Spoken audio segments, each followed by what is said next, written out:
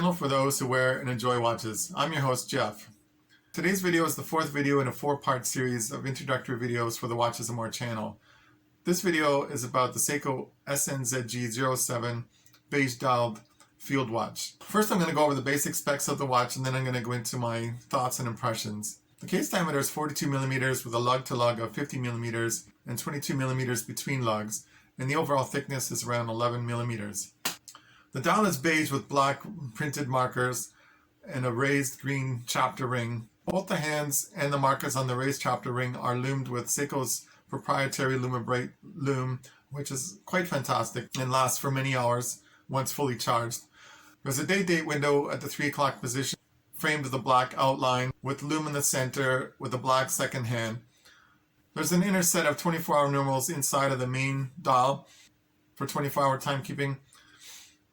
The overall dial layout is very simple yet extremely easy to read in most situations. And the loom, like I said, is fantastic, so it's quite wearable at nighttime and it lasts many hours.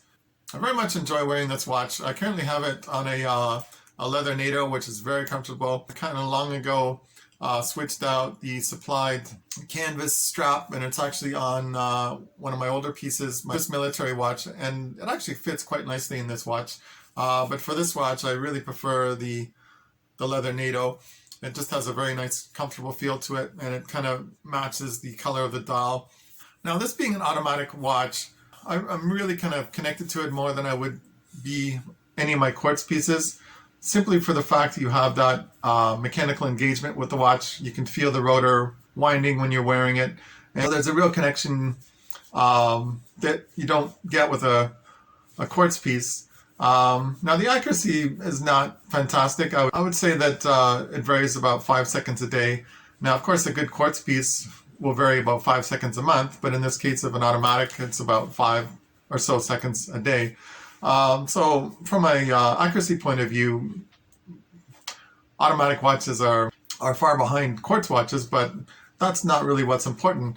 I think it's the overall feel that you get with an automatic watch. You have that direct connection to the mechanics of the watch, which is what really draws me to this particular piece. Now, I've had this particular piece for about 2 years now. I actually purchased one for myself and one for my stepson. He has the black dial version, and I have the beige version. Now, at first I thought the color was a bit unusual, but it's really kind of grown on me because it's kind of a light, almost a yellowishy beige color. For me, it's quite a wearable piece. It's quite versatile. The other bonus of the watch is that it has a 100-meter water resistance. It does not have a screw-down crown, but I don't think that that's a big concern because the crown actually engages quite securely, so I'm not worried about that.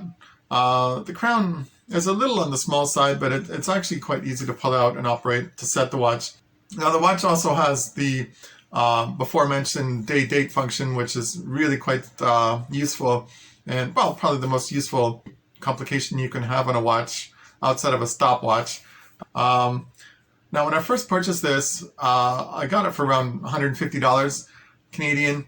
Now, on Amazon and other places, it's very difficult to get this particular watch less than $300. So I don't know if it's because they're discontinuing the watch or that it's just become more popular over time. Either way, it's a fantastic watch. I think if you can get it for less than $200, around $200, I think it's a great value. Now, it is an automatic movement. It's the rock solid 7S36C movement. Now, it doesn't hack and it doesn't hand wind, but it does have the bidirectional winding rotor, so it's actually quite efficient at winding. Now, my overall impression of the watch is that it's one of those pieces that I wear with like most casual situations. It's not meant as a dress watch, or you couldn't really pass it as a dress watch, but for every other situation, I think it is very versatile. I think you could get away with most kind of light water sports. You wouldn't have to worry about it, like if you're doing light swimming, or if you happen to wear it in the shower, it's not really a big concern. So for me, it's a very practical overall watch, given that it's extremely easy to read. The dial layout is fantastic. It's got that field watch aesthetic.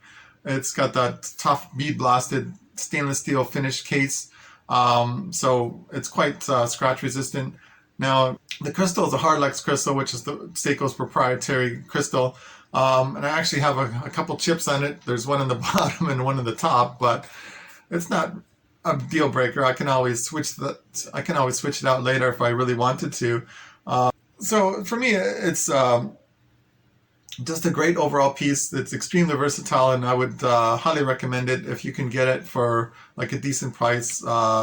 Right now it's sitting about $330 on Amazon, which is probably a little bit on the high side for like a 7S36 movement.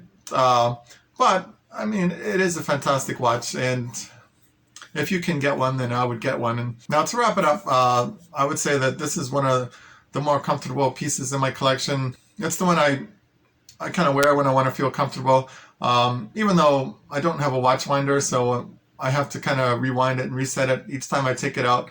But that's part of the joy of the watch. That's part of the, I guess, the romance of having a automatic watch, that it kind of relies on you. Like most of my quartz pieces, I don't have to worry about it. I can just grab and go.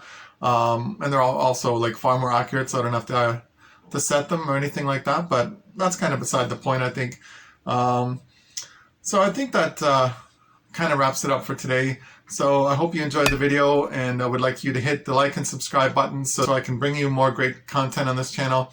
I actually have some reviews coming up of some pieces that were sent in to me from a watch company in Singapore. I'm quite excited about presenting that to you in the next week or so.